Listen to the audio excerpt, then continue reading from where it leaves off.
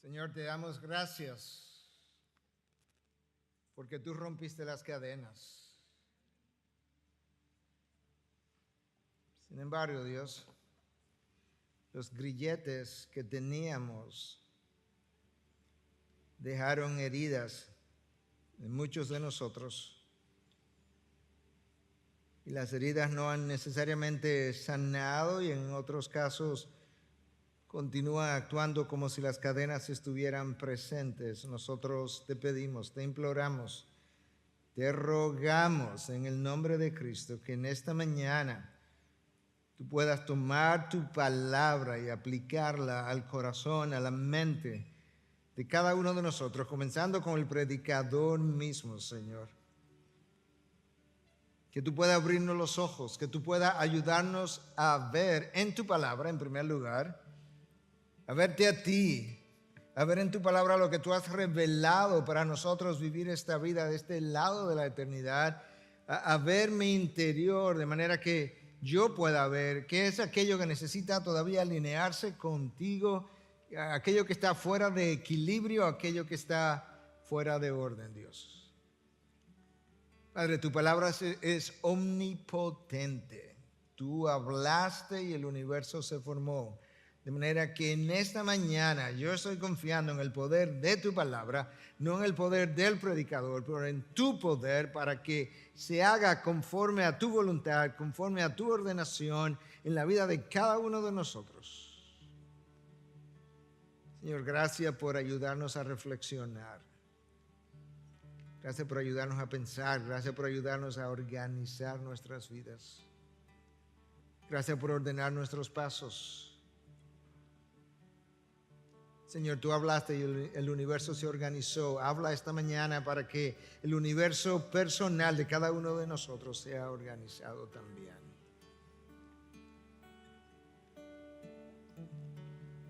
Padre, si tú no bajas en poder, si tú no desciendes de manera real a la mente, a la vida de cada uno de nosotros, nada va a ocurrir. De manera que yo te pido que de la misma manera que tú eres un Dios sobrenatural, tú obres sobrenaturalmente. Yo necesito eso como predicador. El resto de tus hijos necesita eso. Ayúdame a depender de ti. Danos oídos a todos para oír. Y que cuando todo sea dicho y hecho, cuando todo sea visto, la única persona que sea vista en este lugar eres tú. Esconde al predicador, Dios, en la medida en que tú te haces presente. Te lo pedimos en Cristo Jesús y su pueblo dice amén, amén. Bendiciones. Amén. Te voy a invitar a que abras la palabra, la primera carta del apóstol Pedro, capítulo 3. Vamos a estar leyendo un poco más adelante, a partir del versículo 13 hasta el 18, pero aún no. Pero puedes ir abriéndola o encendiéndola dependiendo de lo que tengas. Y luego leemos juntos. Hace varias semanas yo les leí una historia de persecución que venía de la Rusia comunista. Leía de un libro, había traducido de un libro conocido en inglés como The Insanity of Obedience, la locura de la obediencia, escrito por Nick Ripken. Y en el día de hoy yo voy a traerle otra historia del mismo libro, mismo autor obviamente, que estaba leyendo ayer. Pero el autor del libro dice que él estuvo en Rusia hace años atrás, entrevistando a un grupo de pastores que habían sufrido la persecución. Y pasó varias semanas con ellos. Y al final de las semanas, él se reunió con un grupo de ellos y les dijo, hay algo que yo no entiendo. Y entonces él le explicó, ustedes me han hablado de sufrimiento que es difícil de poner en palabras. Ustedes me han contado historias increíbles de lo que Dios ha hecho. Me han hablado de persecución severa y me han hablado del poder de Dios para trabajar en medio de todo eso. Pero hay algo que yo no entiendo. ¿Por qué ustedes no han escrito estas historias? ¿Por qué no las han publicado? ¿Por qué no han recogido estas historias de alguna manera? Y él notó que los pastores que estaban ahí como que aparentemente no le estaban entendiendo. Finalmente, un pastor ya de cierta edad, cierta madurez, lo tomó por la mano, lo tomó por el brazo, lo llevó a una ventana de la casa que daba hacia el este, y ahí frente a la ventana, el pastor comienza a hablarle al autor del libro de su familia y le dice, usted me dijo que usted tiene hijos, ¿verdad? Y él respondió, sí, es cierto.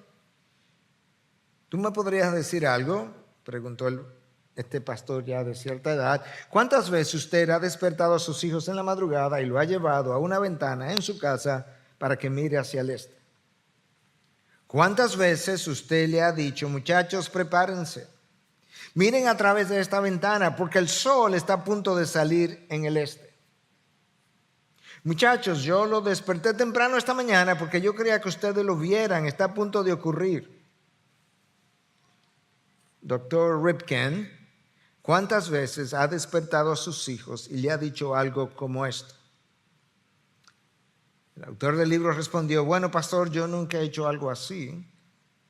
De hecho, mis hijos pensarían que yo estoy loco si hiciera algo semejante. El pastor lo vio, asintió con su cabeza y respondió con un lenguaje corporal como que algo profundo había sido dicho. El autor del libro le dice, yo todavía no puedo ver la conexión entre las preguntas que yo hice de por qué no habían publicado esto y esto que usted me está diciendo. Yo estoy completamente confundido. El pastor, dándose cuenta de esa confusión, le dice, claro, tú nunca harías algo como eso con tus hijos, porque el sol sale cada mañana en el este de manera normal y ordinaria. Es un evento de cada día y es esperado. Bueno, así es la persecución para nosotros, normal y ordinaria. Esa es la manera como Dios trabaja en medio nuestro. Nosotros no escribimos mucho acerca de esto, porque estas cosas son tan normales como el sol que sube cada día en el este. La iglesia de hoy necesita escuchar estas historias de persecución. El pastor de nuestros días necesita preparar su iglesia para la persecución que viene de camino. Dentro de no mucho tiempo nosotros tendremos que vivir lo que algunos países de Europa y aún Estados Unidos y Canadá ya comenzaron a vivir. ¿Quién hubiese pensado jamás que Suecia, un país de la Europa libre, iba a encarcelar a un pastor ya hace varios años atrás por haber predicado desde la palabra que la homosexualidad es pecado conforme a lo que Dios ha revelado? ¿Quién hubiese pensado que Canadá pondría a un pastor en la cárcel por predicar durante esta pandemia un domingo en la mañana? ¿Y quién diría que Estados Unidos ha tratado de hacer eso con varios pastores? Para estos pastores, en la historia que yo conté, la persecución era algo ordinario. Algo similar estaba viviendo la iglesia a la que Pedro le escribe. Esa es la epístola que estamos analizando, la primera epístola de Pedro. Tan natural. Esta gente o estaba bajo persecución o pronto estarían enfrentando la persecución, que Pedro le escribe un poco más adelante, porque no hemos llegado ahí todavía, en el capítulo 4, versículo 12, y le dice: amados, no se sorprendan del fuego de prueba que en medio de ustedes ha venido para probarlos, como si alguna cosa extraña les estuviera aconteciendo. Pedro está diciendo, eso no es extraño. Para la iglesia de Cristo la persecución ni es nueva ni es extraña. Cuando tú revisas la historia del libro de los Hechos, te das cuenta que en el capítulo 8 inició la persecución después del martirio de Esteban. Hechos tiene 24 capítulos. En el capítulo 8 ya la iglesia está siendo perseguida y la iglesia no ha dejado de ser perseguida en ningún momento de los últimos 2000 años, en alguna región o en múltiples regiones de nuestro planeta hasta el día de hoy, hasta el punto que se cree, se piensa, se afirma estadísticamente que el grupo más perseguido son los cristianos. En el texto que vamos a leer, Pedro comienza a hablar de la persecución y del sufrimiento, lo cual es un tema o será un tema común en el resto de esta epístola hasta llegar al final. De hecho, Pedro escribió esta carta precisamente para animar a los creyentes a persistir y a aprender a cómo sufrir bien. De hecho, el sufrimiento es un tema favorito del apóstol Pedro. La palabra traducida como sufrimiento aparece en el Nuevo Testamento 42 veces. 12 veces de esas 42, el 28% de esas ocasiones la usa Pedro en 2 cartas de apenas 8 capítulos.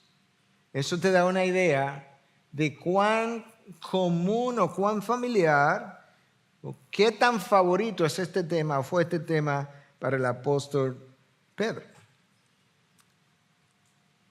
Y con esa introducción yo quiero simplemente invitarte a que reflexiones unos segundos sobre el título de mi mensaje. Que tu sufrimiento adorne tu esperanza. Porque sale del texto. Que tu sufrimiento y el mío adorne, 3 palabras vitales, sufrimiento, adorne tu esperanza.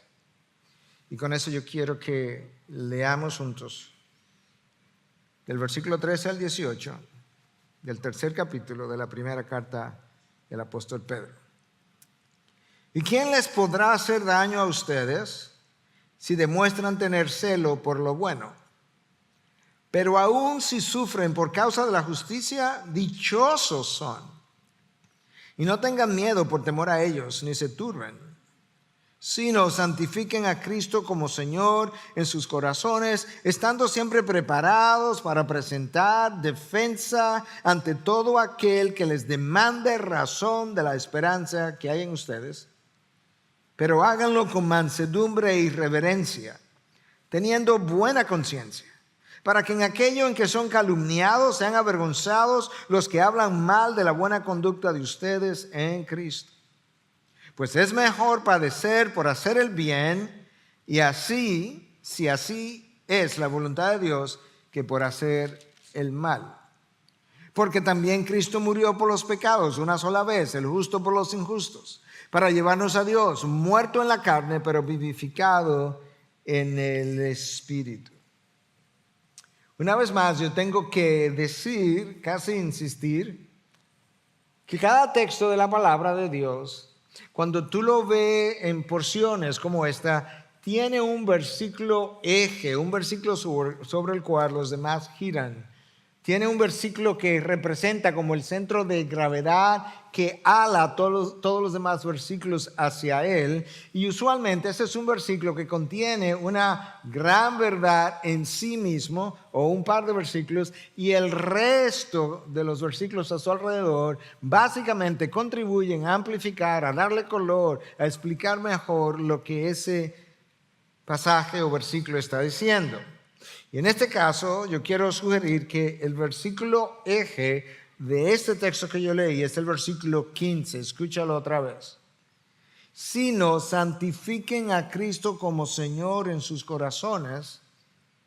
Presta atención, estando siempre preparados para presentar defensa ante todo aquel que les demande razón de la esperanza que hay en ustedes, pero háganlo con mansedumbre y reverencia. Sea lo que sea que el resto de los versículos diga, ellos tienen que tratar de conectarse y de explicar y de amplificar y darle color a esa verdad que yo acabo de mencionar. Entonces, para situarte todavía mejor en el contexto inmediato, déjame recordarte que en el mensaje anterior, en el texto anterior del apóstol Pedro, esto fue lo que él nos enseñó, que no debiéramos devolver mal por mal, ni insulto por insulto, sino que más bien debiéramos bendecir. Pedro nos deja ver que el pueblo de Dios y tú y yo de manera personal tenemos un llamado a hacer una bendición para los demás. No tenemos otro llamado. En el versículo 10 de ese mismo texto, Pedro nos dice que si queremos ver días buenos o tener una vida buena, cada uno de nosotros necesita, literalmente, citando ahora, refrenar su lengua del mal y sus labios no pueden hablar engaño. Si queremos disfrutar, ver una vida buena, tú y yo tenemos que hacer algo con nuestra lengua y nuestros labios, dice Pedro, y hablamos de eso en el mensaje anterior, porque mi lengua refleja la abundancia de mi corazón. Y finalmente, el versículo 11 nos llama a apartarnos del mal y a hacer el bien. En esencia, Pedro estaba definiendo y sigue definiendo lo que debe ser el estilo de vida de un creyente. Y en este caso del día de hoy, Pedro va a definir ese estilo de vida, va a describir ese estilo de vida de cómo debe ser bajo la aflicción. Y va a decir, para el resto de lo que nos queda de carta, va a hablar recurrentemente acerca de esto, de diferentes ángulos. Y él comienza entonces en el versículo 13 diciendo, ¿y quién les podrá hacer daño a ustedes si demuestran tener celo por lo bueno? O en otras traducciones, si hacen lo bueno. Nosotros no creo que haya una sola persona que haga un ejercicio de interpretación de este texto que crea que Pedro está tratando de decirnos que siempre y cuando tú hagas el bien, nunca nadie te hará el mal. Eso no puede ser bajo ninguna circunstancia, porque lo único que Pedro tendría que hacer es mirar hacia atrás y ver hacia la cruz y ver que el hombre que vivió una vida perfecta terminó clavado en un madero.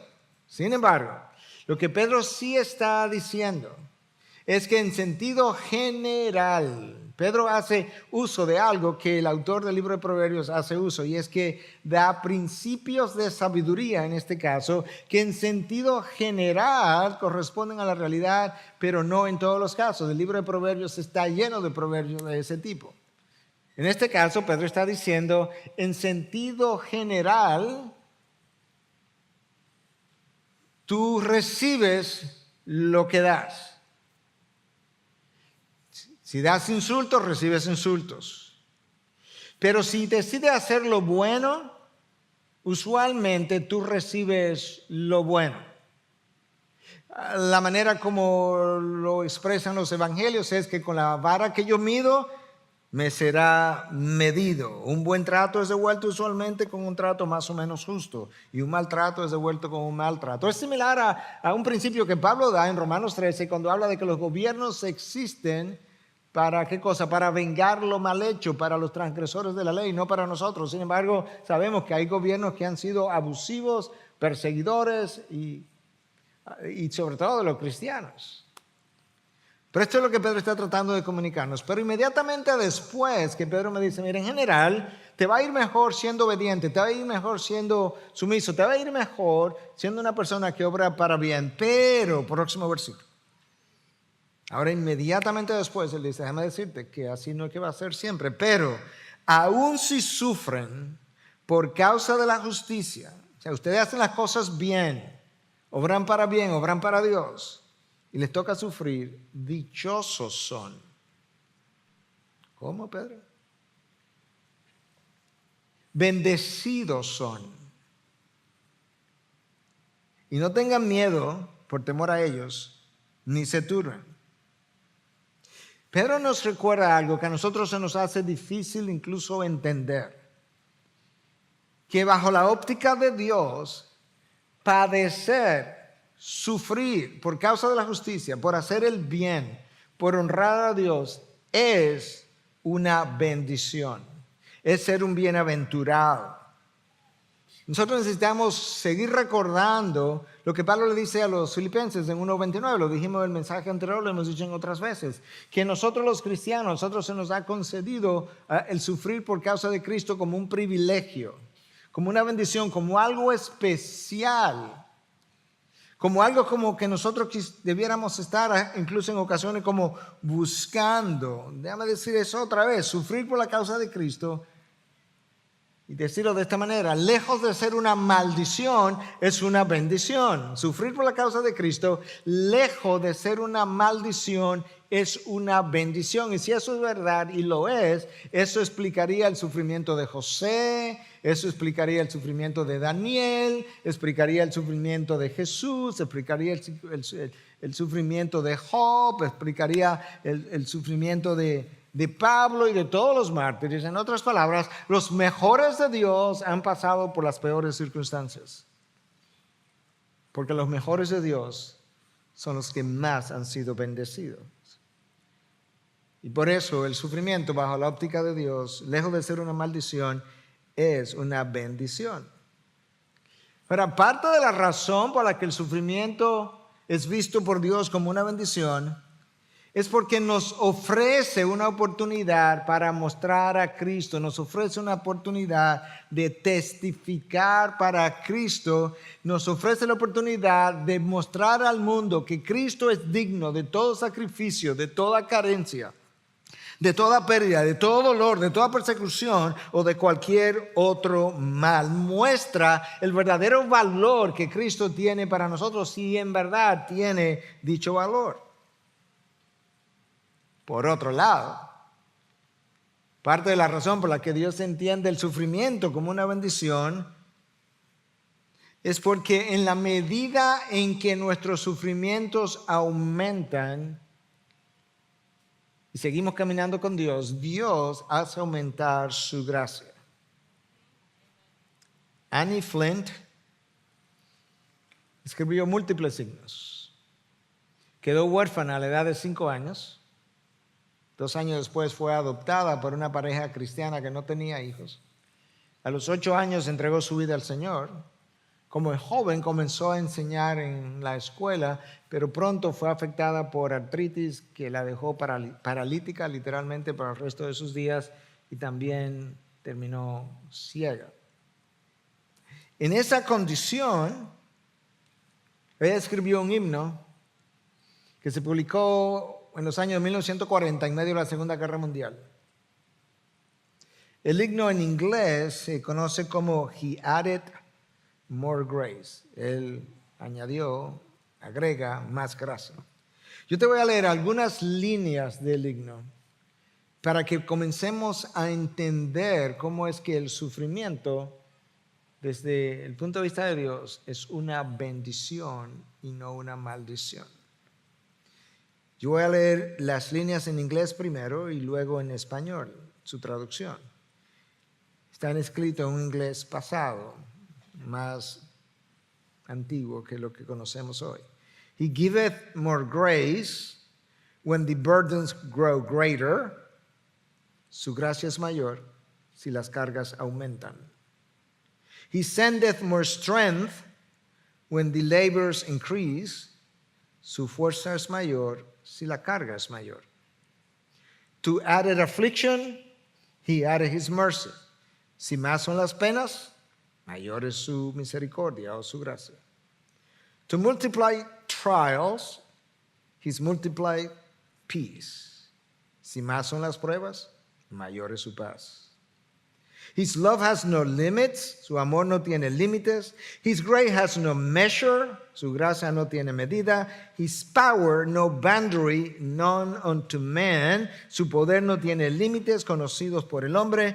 For out of his infinite riches in Jesus, porque de sus riquezas infinitas en Jesús, he giveth and giveth and giveth again. Y da, él da, él da y da otra vez. Annie Flint escribió este libro basado en la carta del apóstol Pablo, segunda carta, capítulo 12, versículo 9.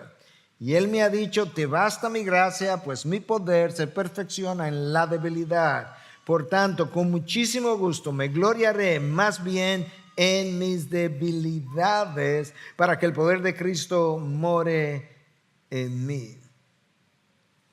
Lo que Annie Flint estaba tratando de comunicar es que en la medida en que la aflicción aumenta en tu vida y tú sabes sufrir bien, en esa misma medida tú puedes experimentar una mayor medida de gracia de parte de Dios, una mayor visitación de parte de nuestro Señor, una mayor intimidad, una mayor comunión. Y la pregunta que tú y yo tenemos que hacernos entonces es si estamos dispuestos a sufrir como ella sufrió para escribir himnos como los que ella escribió y para tener la intimidad con Dios que ella tuvo.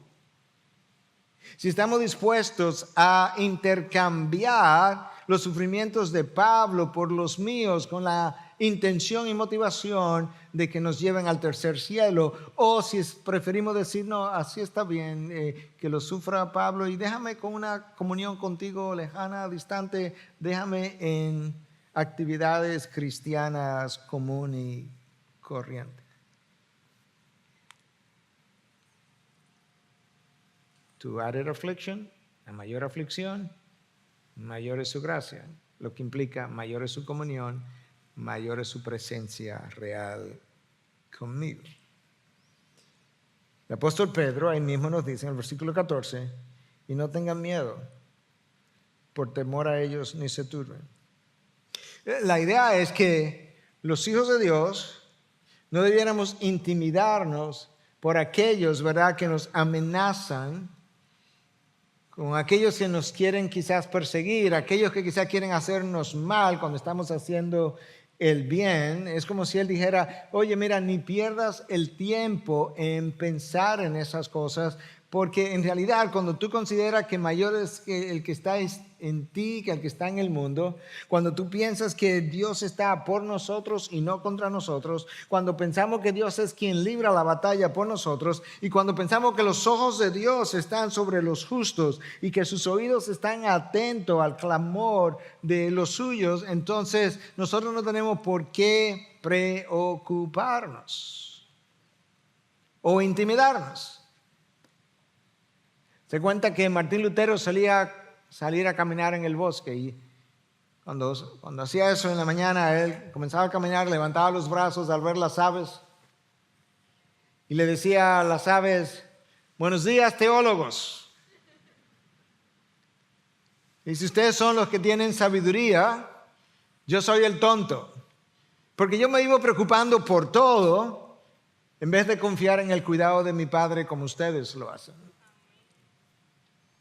Buenos días, teólogos.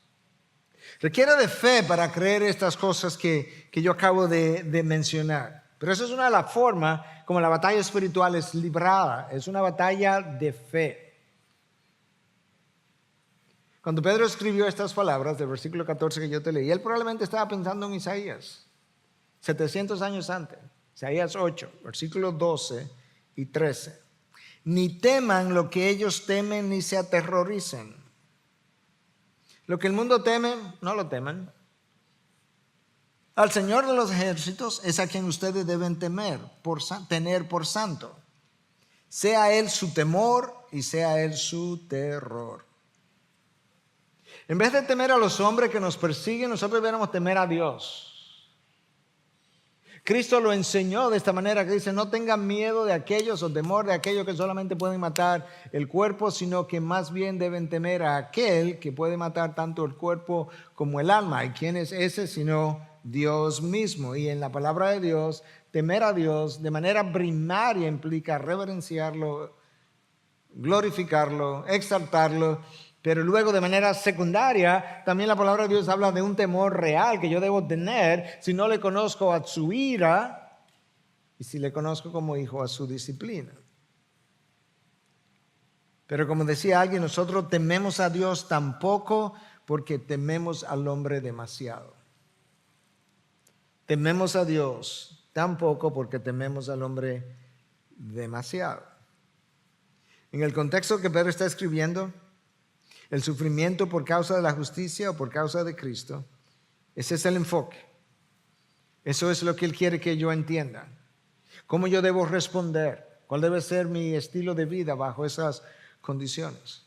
Y entonces en ese contexto, bajo esa luz, es que él dice en el versículo 15, sino santifiquen a Cristo como Señor en sus corazones, estando siempre preparados para presentar defensa ante todo el que les demande razón de la esperanza que hay en ustedes, pero háganlo con mansedumbre y reverencia. Entonces Pedro me llama a estar preparado. Tengo que observar algunas cosas. Estar preparado va a requerir una disposición mental. En ocasiones alguien me ha hecho una pregunta. Mi propia esposa en ocasiones me ha hecho una pregunta y yo he dicho, espera, ¿qué fue? Porque yo no estaba como mentalmente listo. No tenía la disposición mental para escuchar lo que ella me estaba preguntando. Yo necesito una disposición mental, yo necesito un cierto nivel de conocimiento si voy a estar siempre preparado, pero yo necesito haber llevado ese conocimiento a la práctica, de manera que yo necesito también una cierta cantidad o una experiencia, de tal forma que al poner todo eso junto, yo pueda estar preparado para dar una respuesta. Pero antes de continuar con eso, con esa idea, déjame decirte cuatro cosas, o mencionarte cuatro cosas que en ese solo versículo 15 Pedro nos dice. Lo primero que necesito hacer para esa preparación es santificar a Dios en nuestro corazón. Es lo primero. Santifica a Cristo, a Dios en tu corazón. Hablaremos de eso en un momento. Número 2, tengo que estar preparado, pero antes de la preparación necesito santificar a Dios en mi corazón. Número 3, necesito presentar una defensa. ¿Pero qué es lo que voy a defender? El texto me dice, tengo que presentar una defensa de la esperanza. ¿De cuál esperanza? Yo te dije cuál era el contexto. De la esperanza que hay en mí bajo el sufrimiento. De la esperanza que hay en mí cuando a mí me toca pasar por la aflicción.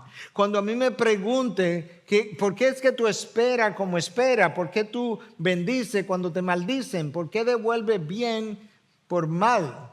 ¿Por qué tú no devuelves insulto por insulto? Cuando me pregunten esas cosas, que yo pueda estar preparado para presentar que mi vida, mi estilo de vida en sí mismo, sea la defensa de por qué yo espero como espero en medio del dolor y el sufrimiento. Y número 4,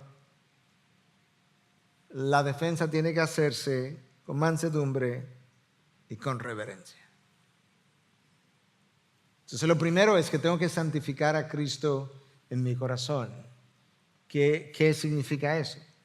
Bueno, Cristo necesita, o déjame hablarte del corazón del hombre primero para que entienda el resto. El corazón del hombre en la palabra frecuentemente es usado para referirse a sus emociones, a sus pensamientos y a su voluntad. Frecuentemente el corazón del hombre representa todo lo que él es. Tal como él piensa en su corazón, así él es. Entonces ahora, Pedro me dice que yo tengo que hacer con Dios, con Cristo, algo en mi corazón. Y santificar a Cristo en mi corazón es separarle, santificar, la palabra santo es separar un lugar especial para Cristo de tal forma que Él ejerza señorío en todas las áreas de mi vida sin excepción.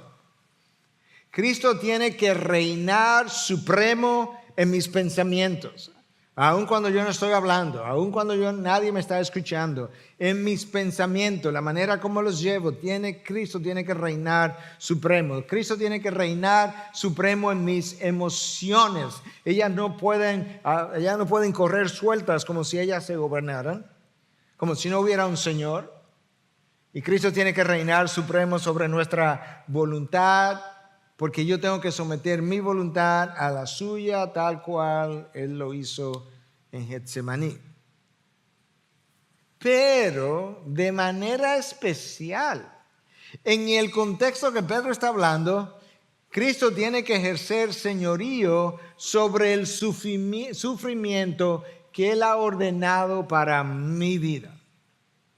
Y si tú quieres un buen ejemplo de cómo es que eso luce en la vida diaria, ese es Job. Job dijo, cuando perdió sus 10 hijos, Jehová Dios de Jehová quitó, bendito sea el nombre del Señor. En otras palabras, Jehová me dio los hijos, Él tiene el derecho para quitármelo. Jehová decidió que este era el momento para hacerlo, pues este es el momento. Jehová decidió la forma como Él lo iba a hacer, pues bendito sea el nombre del Señor, porque Él es dueño y Señor de mi vida, de lo que soy, de lo que tengo. Job estaba siempre preparado para presentar defensa de la esperanza con la que él vivía. Yo sé que mi Redentor vive. ¿Por qué? Porque Él es Señor, Él reina. Y la manera como yo necesito reconocer el señorío de Cristo sobre el sufrimiento es recordando que nosotros no podemos comparar nuestros sufrimientos con los de otros. A mí no me han tocado los sufrimientos de Annie Flint, gracias a Dios. No me han tocado los sufrimientos de Job, gracias a Dios. Pero a nosotros no se nos da el derecho de elegir cuál sufrimiento yo quiero. Quizás a veces has escuchado, quizás has dicho, quizás has pensado, bueno, yo preferiría el sufrimiento aquel a esto que yo estoy sufriendo. Preferiría esta enfermedad a la otra. Preferiría esta condición a aquella otra, pero yo no tengo ese derecho de elegir. Dios elige el camino de cada uno de nosotros y luego nos dice, pero cada uno de ustedes necesitan responder de la misma manera. Un momentico, Dios, espérate, déjame ver si entendí bien. El camino que tú eliges para cada uno de nosotros es diferente, pero la respuesta es la misma. Entonces, ¿cuál es esa respuesta? Yo necesito reaccionar con sumisión como Cristo. Sometió al Padre con gozo, por el gozo puesto delante de Él, soportó la cruz. Con aceptación, tu voluntad y no la mía. Con glorificación de su nombre, la hora de la cruz, Él la llamó la hora de mi glorificación. Y con propósito, porque al final esto tiene una razón. En otras palabras, Dios escoge, Dios ordena la aflicción de cada uno, pero ha prescrito la misma receta para todos nosotros. Y entonces Pedro nos llama a estar siempre preparados para presentar esa defensa de la esperanza que hay en nosotros. Pero sobre todo la esperanza en medio del sufrimiento. Una vez más, ¿por qué bendecimos cuando maldicen? ¿Por qué no devolvemos mal por mal? ¿Por qué permanecemos en silencio cuando nos acusan falsamente? Bueno, ante estas preguntas nosotros reaccionamos de forma distinta a como el mundo lo hace. Y la razón por la que nosotros tenemos una esperanza, y la esperanza nos ayuda a esperar de manera distinta, es porque nosotros sabemos que tenemos una mejor vida que nos espera, una mejor morada donde vivir, un lugar de seguridad eterna, un lugar donde todos mis anhelos serán satisfechos, un lugar donde no habrá más llanto, ni dolor, ni muerte, un lugar donde todo tendrá sentido, un lugar donde no habrá injusticias, un lugar de gozo permanente, un lugar donde terminarán todas mis preguntas, un lugar donde veremos a Cristo como Él es y seremos como Él es. ¿Tú quieres una respuesta a la esperanza que hay en mí? Esa es mi respuesta. Yo tengo otra vida, otra esperanza, otra morada. Yo tengo otra eternidad que la tuya. Yo tengo otro Cristo. Yo tengo algo diferente. El apóstol Pablo tuvo que presentar defensa en múltiples ocasiones de la esperanza que había en él. Y en una ocasión él le tocó hacerlo delante del rey Agripa. Y esto es lo que ocurre que Lucas describe en Hechos capítulo 26. Pedro está ahí como prisionero. Festo lo había tenido ahí prisionero por 2 años. Y ahora el rey Agripa lo va a escuchar en el versículo 2 del Hechos 26. Esto es Pablo hablando, con respecto a todo aquello de que los judíos me acusan, ¿tú ves? O sea, Pablo está ahí por una falsa acusación.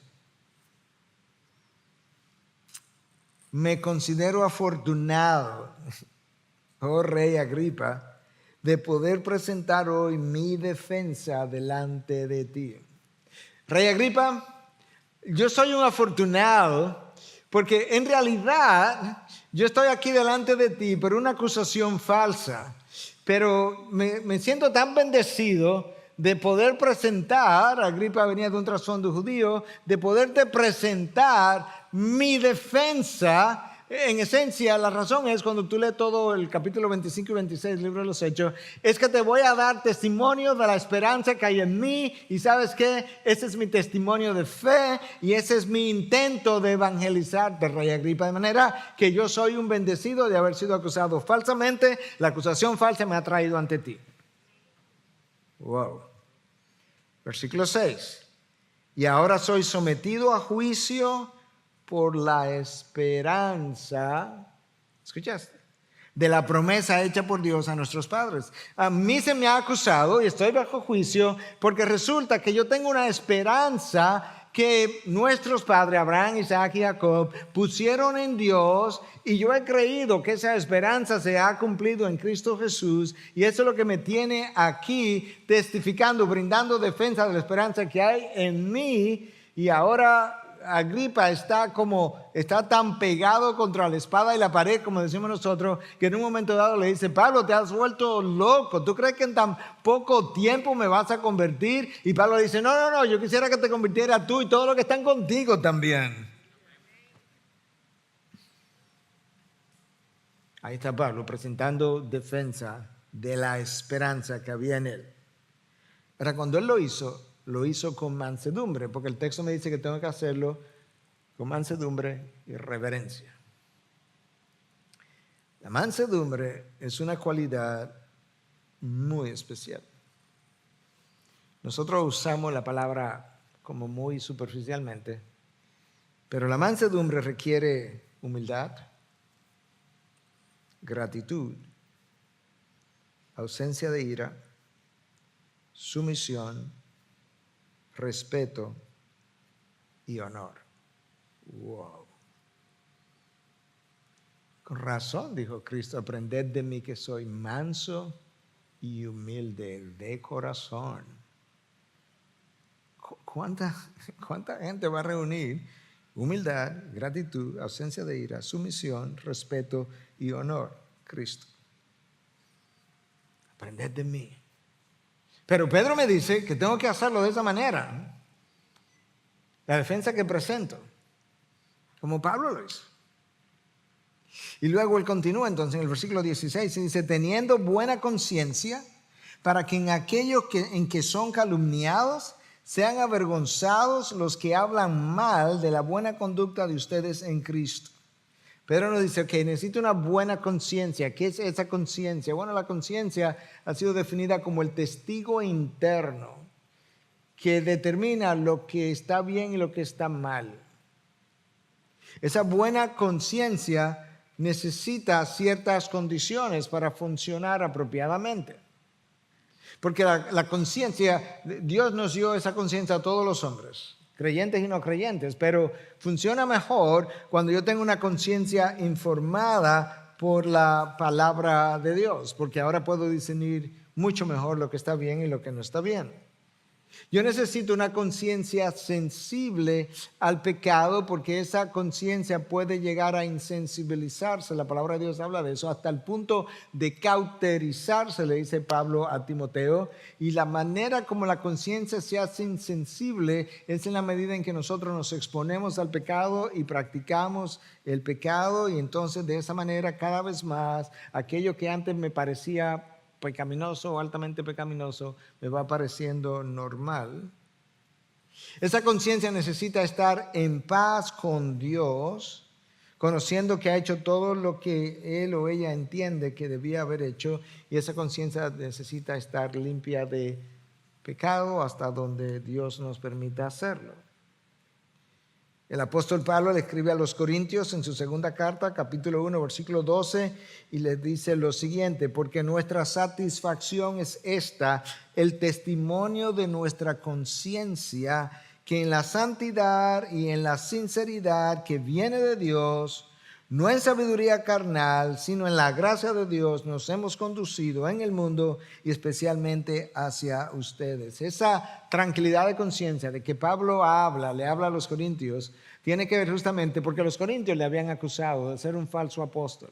Los corintios le habían acusado de ejercer autoridad inapropiadamente. Pablo tuvo que defender su apostolado ante ellos. Pablo tuvo que decirle a los corintios: pero ustedes ni siquiera, ábrame un espacio en su corazón, porque ustedes me han cerrado el corazón a ustedes. Y entonces Pablo, ahora en defensa de su ministerio, le dice: bueno, yo tengo que decirle que mi conciencia está tranquila, porque en santidad y en sinceridad que viene de Dios nos hemos conducido en el mundo y especialmente hacia ustedes. Es a eso que Pedro llama que teniendo una buena conciencia, para que en aquellos que son calumniados sean avergonzados los que hablan mal de la buena conducta de ustedes en Cristo. Que cuando tú respondas con una buena conducta, dice Pedro, y tu conciencia esté tranquila, los acusadores de nosotros los cristianos sean avergonzados. ¿Cómo ocurre eso? Bueno, la multitud que acusó a Cristo al final fue avergonzada porque no encontraban testigos reales, tuvieron que comprar testigos. Eso es una vergüenza. Por otro lado, el Sanedrín fue avergonzado porque cuando Cristo fue delante de ellos y estaba ante Anás, y uno de los alguaciles que estaba allí de parte del Sanedrín abofeteó a Cristo, Cristo le responde: si he hablado mal, testifica en qué está el mal, y si bien, ¿por qué me golpeas? Tan sencillo como eso. Respuesta: silencio. Porque no había golpeado, no había hecho mal, y porque no tenía razón para golpearlo. Pilato de alguna manera fue avergonzado también porque él no encontró causa para acusarle y se lo envió a Herodes. Herodes fue avergonzado también porque después de entrevistarlo, de enjuiciarlo, tampoco encontró causa y se lo envió de nuevo a Pilatos. Y uno de los dos ladrones en la cruz avergonzó al otro a favor de Cristo cuando el otro estaba insultando a Cristo y el otro ladrón le dice: hey, nosotros dos estamos aquí de manera merecida, pero ningún mal ha hecho. A eso es que Pedro se está refiriendo cuando dice que tu buena conducta termine avergonzando a quienes te acusan. Sean avergonzados los que hablan mal de la buena conducta de ustedes en Cristo. Que tu buena conducta ponga en vergüenza al otro. Versículo 17. Pues es mejor padecer por hacer el bien, si así es la voluntad de Dios, que por hacer el mal. Una vez más, estas enseñanzas nos dejan ver cuán contracultural es la fe de cristianos. Nosotros vivimos en un mundo de maldad, entregado al pecado, pero en ese mundo de maldad entregado al pecado, la victoria nunca se obtiene haciendo el mal, sino haciendo el bien. Dios honra el ejercicio del bien porque testifica de él, exalta su nombre, pone el poder del evangelio en despliegue. Y esta es la razón por la que Cristo enseña en el Sermón del Monte. Dice: bienaventurados aquellos que han sido perseguidos por causa de la justicia, pues de ellos es el reino de los cielos. Bienaventurados, benditos. Bienaventurados, bendecidos serán cuando los insulten y persigan y digan todo género de mal contra ustedes falsamente por causa de mí. Regocíjense y alégrense, porque la recompensa de ustedes en los cielos es grande, porque así persiguieron a los profetas que fueron antes de ustedes. Señor, mira lo que están diciendo en Twitter de mí. Señor, mira lo que salió en Facebook. Señor, mira lo que están diciendo esta gente. Y el Señor me dice: tú eres un bendecido. ¿En serio? ¿En serio que todo esto que están diciendo en contra mía es una bendición? Porque no se siente como una bendición. Bienaventurado tú eres porque grande es tu recompensa en los cielos. Wow. Y al final de la historia, al final del texto más bien, el apóstol Pedro me da la razón, la motivación, la explicación para nosotros sufrir bien. Y al mismo tiempo me quita cualquier razón para yo no querer sufrir bien. Versículo 18 y último.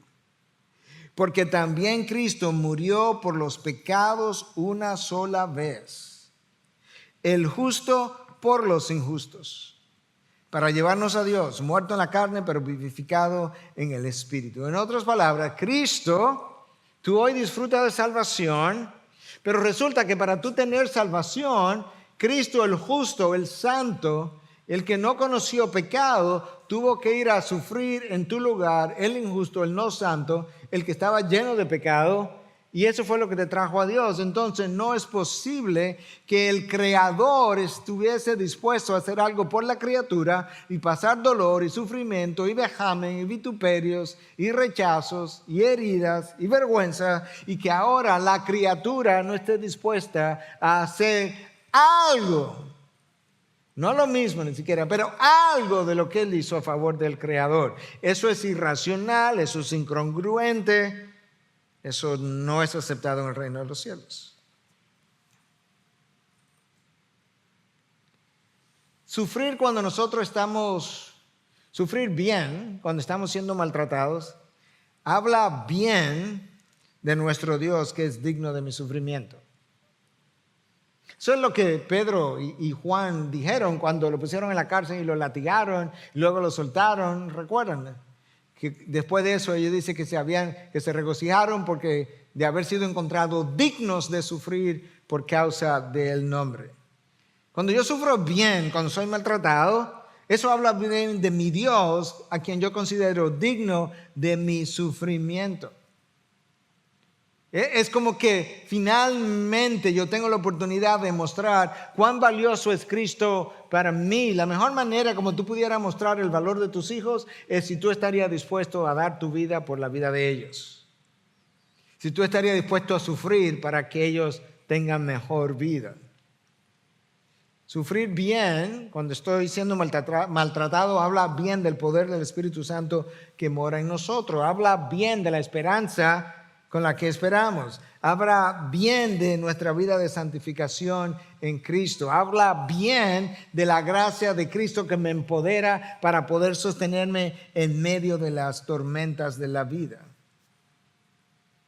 Entonces, ¿qué es lo que necesitamos para poder sufrir como Cristo sufrió? En este caso, como Pedro sufrió, Pablo sufrió, como otros han sufrido, como esos pastores con los que comencé al inicio del sermón de hoy. ¿Qué es lo que se requiere para nosotros poder sufrir de la misma manera? Y después de haberlo pensado mucho y rumiado mucho, yo creo que es sumamente sencillo, es solamente una línea y es una gran verdad. Lo que tú y yo requerimos única y exclusivamente es valorar a Cristo mucho más de lo que hasta ahora tú y yo lo hemos valorado.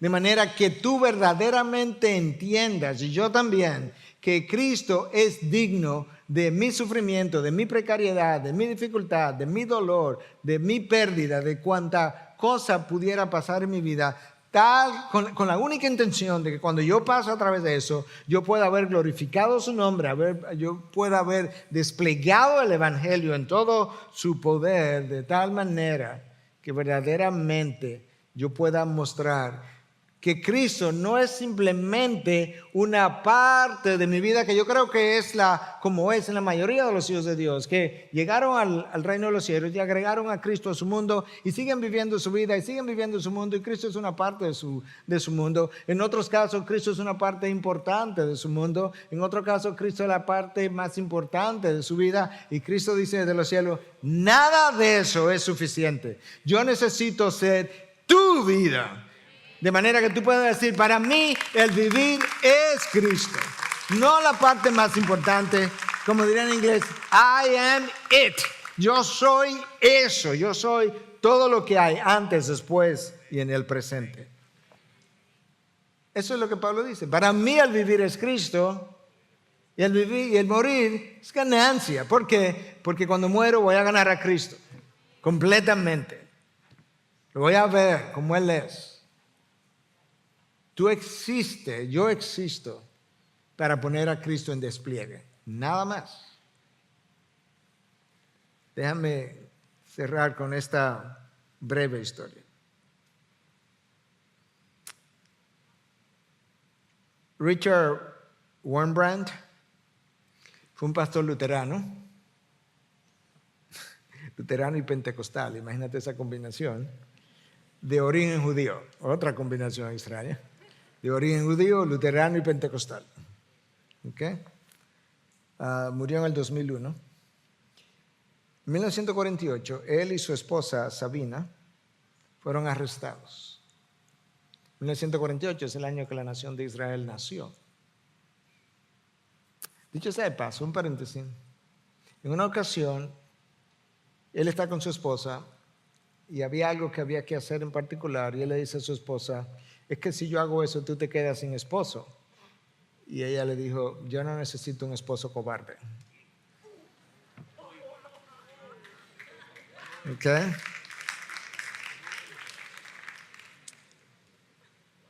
Richard Wurmbrand pasó 14 años preso. Y él fue conocido como uno de los principales detractores del comunismo. De hecho, él estaba convencido de que había una relación entre el comunismo y Satanás. Creo que tiene razón. Escucha lo que él dice después que salió de la cárcel. Estaba estrictamente prohibido predicar a otros prisioneros. Se entendía que quien fuera sorprendido haciendo esto recibiría una fuerte golpiza. Algunos de nosotros decidimos pagar el precio por el privilegio de predicar, así que aceptamos sus términos, los términos de los comunistas. Fue un trato hecho. Nosotros predicábamos y ellos nos golpeaban. Nosotros estábamos felices predicando, ellos estaban felices golpeándonos, así que todos estábamos felices. ¿Ok? Ese es el trato. ¿Cuál es el contrato? Tú predicas, yo te golpeo. Eso es trato hecho. Yo predico, estoy contento. Tú me golpeas y estás contento. Nadie está descontento. ¿Cuándo tú haces eso? Cuando Cristo vale la golpiza. Cuando Cristo vale la golpiza una y otra vez. Cuando la salvación de los perdidos en Cristo, por Cristo y para Cristo vale lo que debe valer. Cuando el evangelio de Cristo y ponerlo en despliegue y exaltar a Cristo tiene el valor que debe tener, y verdaderamente para ti el vivir es Cristo, entonces tú puedes decir lo que Richard Wurmbrand dijo. Tenemos un trato. Nosotros predicamos a Cristo. Tú nos golpeas, tú feliz, nosotros también, todos felices. Padre, gracias por empoderar hombres y mujeres del pasado a través de tu gracia para que ellos pudieran poner a Cristo en despliegue de la misma manera que Cristo puso al Padre en despliegue cuando fue a la cruz. Señor, gracias que el mismo Espíritu de Dios que descendió y ungió al unigénito es el Espíritu que ha descendido y ha venido a morar en nosotros. De manera que teniendo a Cristo como modelo, quien sufrió como injusto siendo justo, nosotros también podamos sufrir de una misma manera. Ayúdanos a decir, para mí el vivir es Cristo. Gracias una y mil veces. Gracias. En tu nombre, Jesús. Amén. Amén. Gracias por acceder a este recurso. Espero que haya sido de gran bendición para tu vida. Te sugiero que te suscribas a este canal de forma que tú puedas recibir notificación la próxima vez que hayamos subido un nuevo recurso que pueda servirte de instrucción y bendición.